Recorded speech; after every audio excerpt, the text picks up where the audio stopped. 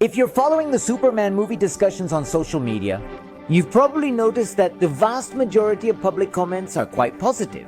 And I love that, in general, you can really see a lot of love for the character. Of course, there's also a group of fans who... What was that? They just threw a brick at the house that says, "Not my Superman, trash, woke, and it's not well written." A broken window. An anti-progressive opinion with a clear spelling mistake? That means no, don't open it, don't open it. I think it's hypocritical. They've criticized Man of Steel for years over that scene, claiming he says, "Let them all die, Clark," which he never says. And here we are praising Yor-El, who clearly has colonizing intentions. Cousin, hey nephew, how are you? Want a drink? Are you still underage? How did you find us? Great to see you, cousin. How are you? Don't be a hypocrite. I wasn't going to offer you my beer from your fridge. You never told me you moved, cousin. I only found you thanks to that brief Instagram location update. Bravo, but well, you have a good point, cousin, does he? Yeah, I do. I mean, of course I do. Just tell me, which one is it so we're on the same page? Very simple in case you hadn't noticed. Several Snyderverse elements appear in James Gunn's Superman movie, but fans now view them very differently. Some anti-Snyder fans are enjoying Snyderverse elements in the new Superman movie, while pro-Snyder fans are not. Well, looking at it the other way around. What are those elements? Why do you notice them? Do we perceive things differently? Hypocrisy? I said, it's more complicated, but that's our topic for this video. I'm Go the Monitor Geek, and today we'll take another serious look at Superman. You've made about 20 Superman videos. You don't use that sign anymore, so just take it down. Oh, but it's part of the set. So let's first talk about the similarities between both universes. You mean hypocrisies? Can I start? Yeah, Primo, it's your channel. Go ahead. Hypocrisies. Primo, what I'm about to say hurts. James Gunn's Superman is a lot like Snyder's. Take that back. In both stories, Lex Luthor manipulates global politics to make Superman seem like a threat, causing the public to turn against him. The United States government takes him into custody. Both stories give us an alternate evil Superman. In both, there's a Kryptonian clone, and in both, there's an enemy that's too powerful to contain, so he ends up dead. Yes, but it's not over. In both stories, Superman questions continuing and seeks comfort from his parents. In both stories, parents step outside comic book canon to offer Clark less heroic advice. In Snyder's version, Jonathan Kent questions if Clark should have saved the kids on the bus. In James Gunn's Superman, get them all pregnant. Apparently, the S meant sex. But Gunn's Superman is superior, right? Don't call that nephew sand. Glad I'm back. Snyder is obviously better. I guess we can have a peaceful conversation. Which vision or version is better? What interests me most is how both share many points. Because the stories of Superman and superheroes in general reflect big doubts we have as humanity. Questions like our role in the world and our parents' influence on our lives. How does power relate to people's morality? Though our aesthetics or approaches may differ, we often tell similar stories about characters with mythological qualities. Because the human experience remains the same. So it's normal for Superman stories to tend to cover common ground. Let's examine examples showing how and why both narratives are similar. For example, in the new Superman movie, it's revealed that Ultraman is a clone controlled by Lex Luthor. Meanwhile, in the Snyderverse, Doomsday was also a clone, although he was a clone of General Zod. Both stories warn us about the danger of an evil Superman figure, be it a Luthor-controlled clone or a Darkseid-ruled dystopian future. We've already seen an evil version of him. There are plenty of examples like Christopher Reeve in Superman 3. Tom Welling suffered the effects of red kryptonite. We saw Henry Cavill being controlled by the anti-life equation in a dystopian future. Even recent versions, like Tyler Hoechlin's and My Adventures with Superman, explore evil alternate versions, not including versions from other franchises like The Boys or Invincible. James Gunn was actually involved in producing Brightburn. Although for my own lawyers, I say that Brightburn is not a version of Superman. Ask him, why do you think evil Supermen are so popular? Oh, but did you interview any Felicidad? I mean, and what did that director of yours tell you? I think people just like alternative stories about one of the most popular characters in the world and seeing which directions it could go, what other things could happen, what the bad possibilities are and what the good ones are. I think there's an endless fascination with Superman and with making different versions of him. Why does this happen? Because hero and superhero stories serve an important purpose. Facing our social fears, which tells us that one of the greatest fears we have as a society is seeing a figure of great power abusing it. A figure who probably at some point in history enjoyed our appreciation and admiration, something we have seen time and again in the history of the world. And a leitmotif that repeats throughout the stories of the Man of Steel. So, did you interview James Gunn dressed like an idiot? A similar thing happens with Superman's parents. In classic comics, both the Kents and Superman's biological parents greatly influence who he becomes as a hero. For example, the Kents often urge him to use his gifts to help others. Meanwhile, Jor-El and Lara hope that Krypton's greatest virtues will live on through him. This became more common after 1986, when Superman's origin was expanded in the comics. But remember, the Kents became key characters in Superman's mythology since the mid-1940s Superboy comics, is he right? My uncle is also a Superman expert. We both grew up with Superman. Your uncle knows his stuff, he really does. I haven't messed with that stuff since the 5th of Asada after his mom did her thing. And the expert left. The point is that Clark's parents play a very important role in the person he ends up becoming. That's why in the last 2 franchises, they decided to play with this element to give us a different and unique kind of narrative. In the Snyderverse, Jor-El most strongly urges Clark to become a hero and inspiration. Meanwhile, Jonathan and Martha act more selfishly, not wanting to expose their son to suffering. In this new Superman version, Jonathan and Martha are loving, supportive parents who encourage their son's heroism. Meanwhile, Jor-El and Lara say, impregnate everyone. I mean, were they saying it to Clark or to Jimmy Olsen? To Clark, of course, because Jimmy Olsen was the one who... The point here is that the last 2 franchises explore the theme of parents in a much more gray way. Like in mythological stories, we parents are always a source of conflict. Tell me about it. Hey, Kronos devours his children out of fear of being overthrown, Oedipus takes his father's life without knowing it, and he pulls a Jimmy Olsen on his mother.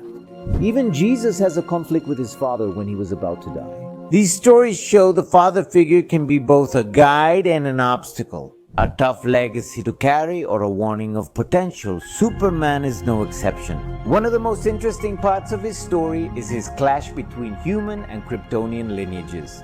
So it's also completely understandable that both Gunn and Snyder have changed some of these classic elements to create a conflict and make Kal-El think about which parents he decides to listen to more.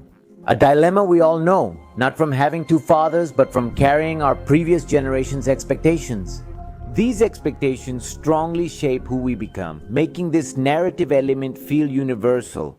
Hey, but before we continue, I want to tell you that I'm going to open spots for my talk about the history of Superman. It's a completely live online talk with me, so you can join from wherever you want. We'll discuss the character's evolution over nearly 90 years in movies, comics, and television, focusing on his mythological and religious inspirations. We'll also discuss the new Superman movie, which is a fresh addition to this course.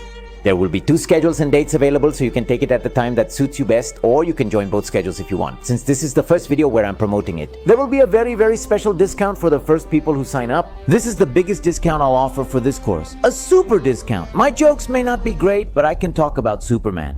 You just have to go to the link in the video description and use the coupon you see on the screen. Act fast. Limited spots have a super discount. At the end, we'll all take a picture with Sada's 5. Hope to see you there. Let's continue. The same thing also happens in politics. I don't think you can or should separate the political aspect from a Superman movie, especially in these times we're living in. But that's exhausting. Cousin, the new Superman movie throws a woke speech at you. Many mention this, particularly due to a scene where Superman is stopped and told he has no rights as an alien. Much like now, Immigration and Customs Enforcement detains immigrants and deports them to inhumane prisons in El Salvador without having the right to a trial. Well, they're criminals. What do they expect? It's really not like that. The vast majority of immigrants enter with a visa and decide to stay, which is an administrative offense. And even if it were a crime, even criminals like Donald Trump have the right to trial. The war between Borabia and Yarpur closely resembles the Palestine-Israel conflict. Even Borabia's president, Basil Gurko, resembles Israel's Prime Minister Benjamin Netanyahu. It's like another skin of the same character. I didn't know that, which makes it more interesting to me. Woke. However, Superman is a character who has historically had a line that nowadays we could call woke.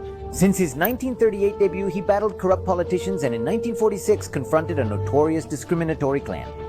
Borabia first appeared in the comics in 1939 in a story where it overthrows the United States. Superman recovers the deadly gas formula but destroys it instead of returning it to the United States.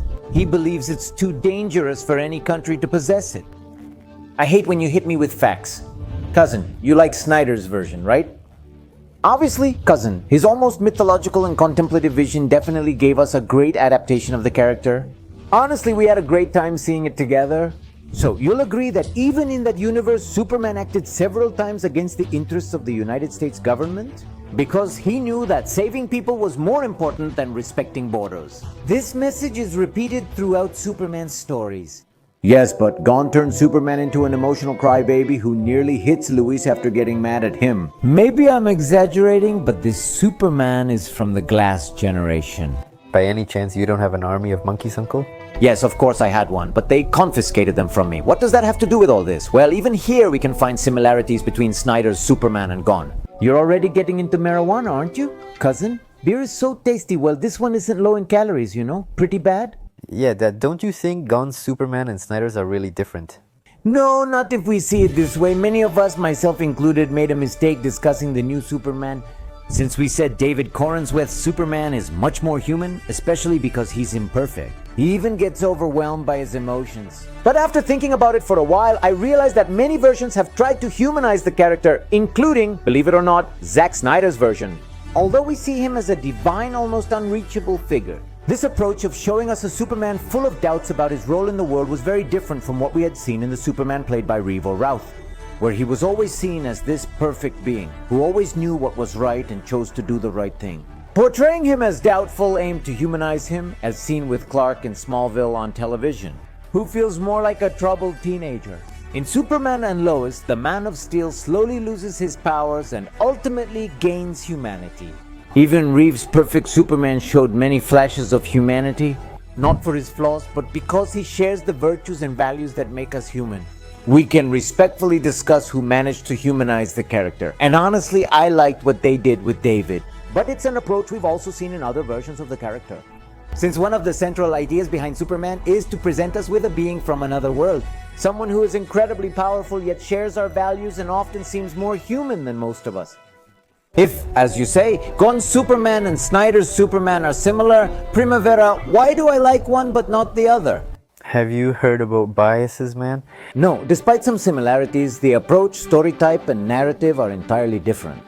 And that's why we have such different experiences. The same story can be told in completely different ways depending on who tells it. Authors like Robert McKee have mentioned that, because what makes a story unique isn't so much what the story tells, but how it's told. So much so that we all know directors with very distinctive styles, authorial voices that are so strong that their stories are unmistakable. This is evident in how Christopher Nolan and Tim Burton approached Batman, since each of them gave the character a very unique approach. Both discussed the life of an orphaned boy, a victim of violence. This isn't limited to franchises. We can view it mythologically, as many cultures share myths with similar structures and elements. Each culture adapts this story to its era and worldview. Both Gunn and Snyder explore similar Superman themes like conflicted father figures and public distrust of the hero, or the alternate evil version of Kal-El. But what makes each movie a unique experience is the way it is handled. So when we say they're similar, we mean they share common ground, but the journey that each director proposes is completely different. One is a solemn contemplative story with religious overtones. The other feels more like an action movie, with some irony and lots of hope. Is any approach inherently better? I think great Superman stories work with either approach, though I prefer those that lean toward hope. Shouldn't Superman stories always be cheerful or optimistic? They don't have to be, they just usually are. And yeah, it's an approach I love, but I don't think it should be the only kind of approach. We've had many types of Superman stories and approaches over the years. This shows that each era and society has its own take on the character. I personally prefer Henry Cavill's version. Me too, but I also like the new one. It doesn't mean we can't get along. It just means we like the same character, seen from different perspectives. Hypocrisy. I said, look cousin, let me explain Superman to you again. That's not what I mean. How is it that in one video we make up? There was a Christmas special and everything, and you didn't tell me you moved. I would have helped you with the closets. I'm not done. I broke the window at your other house. The police took me, so you shouldn't break windows. I'm not done yet. Do you have any idea how much my mom had to pay for bail? Me neither, but it probably wasn't cheap. Alright, sorry, now I'm really done. So why are you interrupting me? Why have fun and interrupt you? Cousin, forgive me, I promise you'll be on the channel more. It'll take a lot of beers for me to forgive you, but that's fine. I embrace the spirit of Superman. Thanks, cousin. Welcome back. Because of that, I'll take you to see the new Superman movie again tomorrow. Don't love me too much, let's leave it there. One moment. Do you realize that through this subplot of forgiveness and reconciliation, In a way, Uncle Andres understood Superman better than you did. Don't go yet, I just announced my new talk on Superman's history.